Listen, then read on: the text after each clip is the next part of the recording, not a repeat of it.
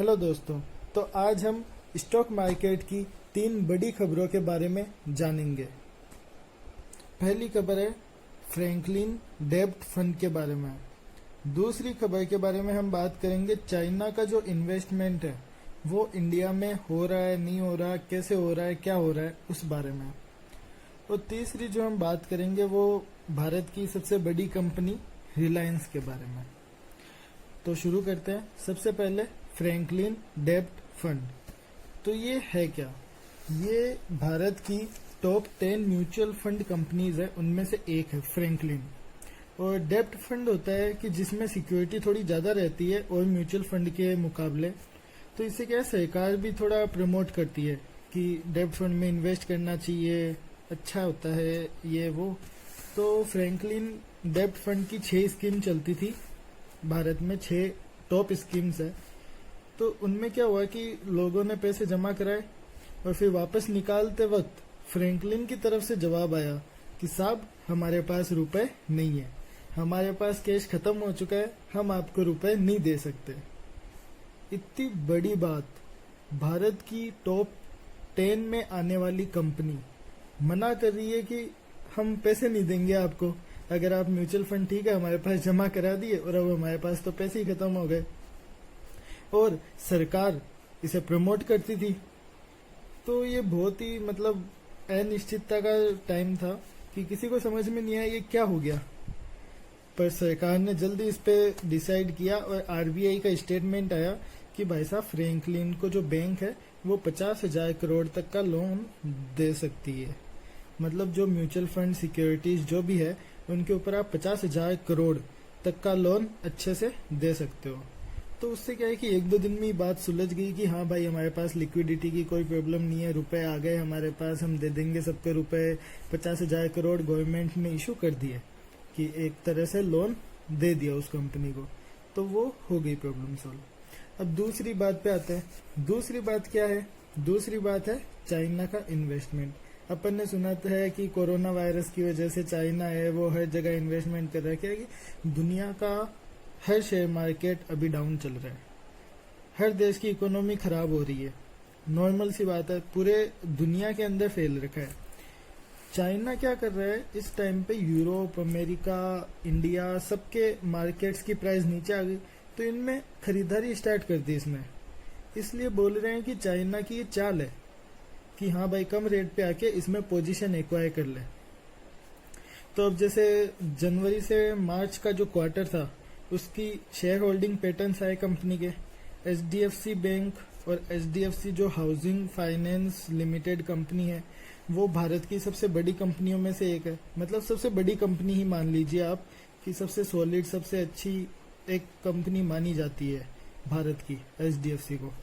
तो उसमें जो शेयर होल्डिंग पैटर्न है उसमें चाइना ने, जो चाइना का टॉप बैंक है, उसने 1,94,92,909 शेयर खरीदा है। 1,74,00,000 शेयर लगभग, इससे भी ज्यादा। मतलब इसमें 1% की साझेदारी ली है। तो इसमें लगभग इन्वेस्टमेंट, अब देखिए आप, एक शेयर है इसका कम से कम 700-800 रुपए के लगभग की ट्रेडिंग है इसके बीच की। तो 1,74,00,000 मतलब कम से कम 1,000 करोड़ रुपए इसने इन्वेस्ट करे इसमें, चाइना का डायरेक्ट इन्वेस्टमेंट। और वो भी 1%। हमें क्यों पता चला है? क्योंकि कंपनियों के लिए जरूरी होता है कि जो भी 1% से ज्यादा की पोजीशन ले वो लिखे, नहीं तो लिखी नहीं जाती तो पता ही नहीं चलता। अब इसमें क्या है, पीपल्स बैंक ऑफ चाइना या चाइनीज सेंट्रल बैंक, ये अलग अलग जो उनके बैंक्स है, बड़े बड़े दिग्गज बैंक है, सीआईसी हो गया, आईसीबीसी हो गया, इनकी म्यूचुअल फंड कंपनीज है बड़ी बड़ी चाइना की, ये पोजीशन एक्वायर करी है इंडिया में भी और खरीदारी करने लग गई। अब इसमें भी इंडिया के जो सेबी होती है, securities and exchange board of India, वो क्या एक तरह की पुलिस है शेयर मार्केट की। स्टॉक मार्केट में कुछ भी उल्टा सीधा होगा तो उसके पास कंप्लेन जाएगी और वो देखेगी, जैसे पुलिस देश में देखती है। तो इसके पास खबर गई। अब ये वैसे तो ध्यान रखती है, इसने रूल्स बना रखे हैं कि कोई भी बाहर की कंपनी है वो 10% से ज्यादा इन्वेस्ट नहीं कर सकती किसी भी एक कंपनी में। कि हाँ भाई तुम, जैसे ए कंपनी है, बी कंपनी है, सी कंपनी है, डी कंपनी है, 4 कंपनियां बाहर से आई और चारों ने कहा कि एचडीएफसी से खरीदना है, तो चारों 10-10% से ज़्यादा नहीं खरीद सकते। पर अब इन्होंने तो सोचा कि भाई 4 कंपनी है और 4 अलग अलग लोगों के पास हमारे 10-10% शेयर है, पर क्या अपन को क्या पता किसका पैसा लेके आ रहे हैं। चाइना में हो सकता है कि एक आदमी बैठा हो और इन्होंने इस एक आदमी ने इन चारों कंपनियों को यहाँ पे भेजा हो इसने रुपए देके, तो 10-10-10-10 40% की जो पोजीशन है वो उस अकेले आदमी के पास चली गई। ये दिक्कत वाली बात हो जाती है।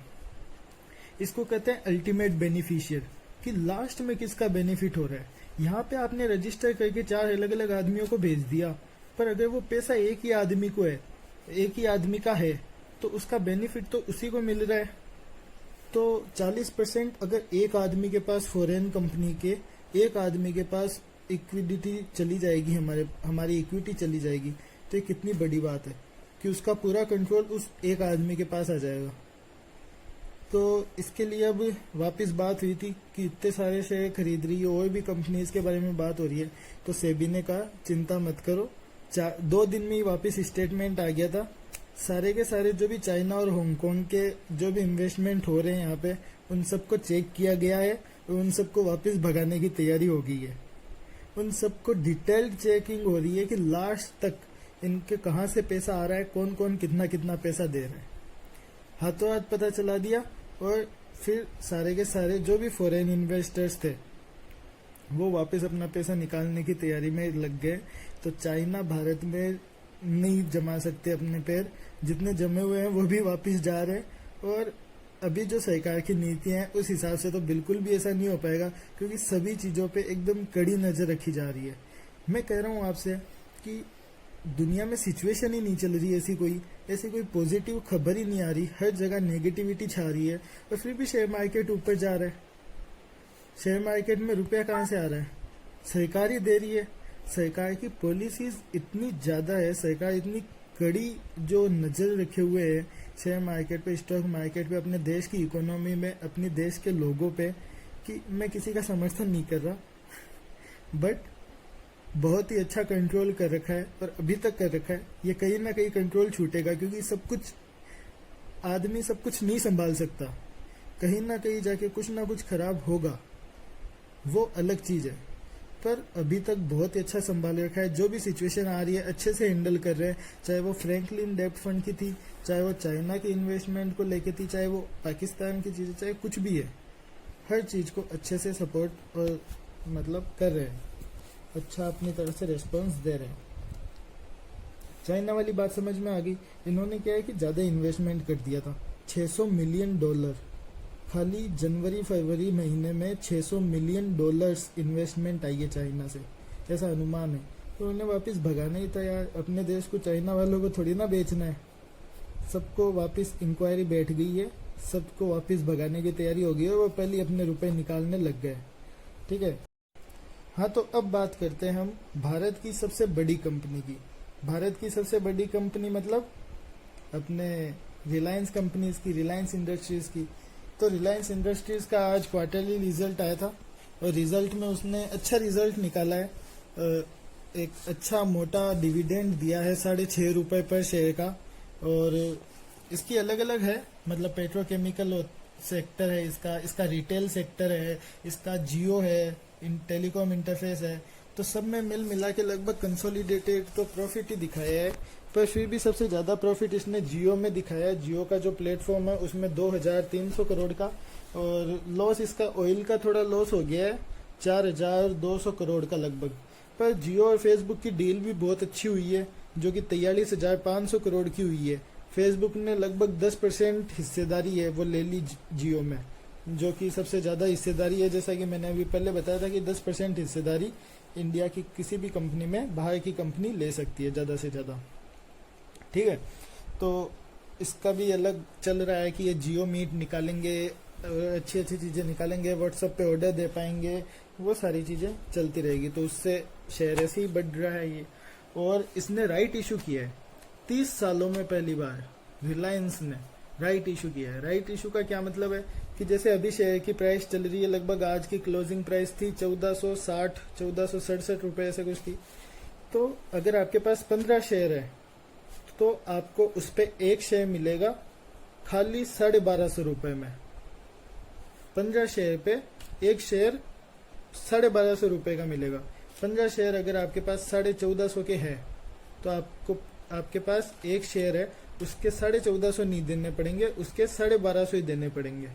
और ये बहुत ही लिमिटेड लोगों के लिए है, जिनके पास 15 या 15 से ज़्यादा शेयर है वही कर सकते हैं इसके लिए अप्लाई।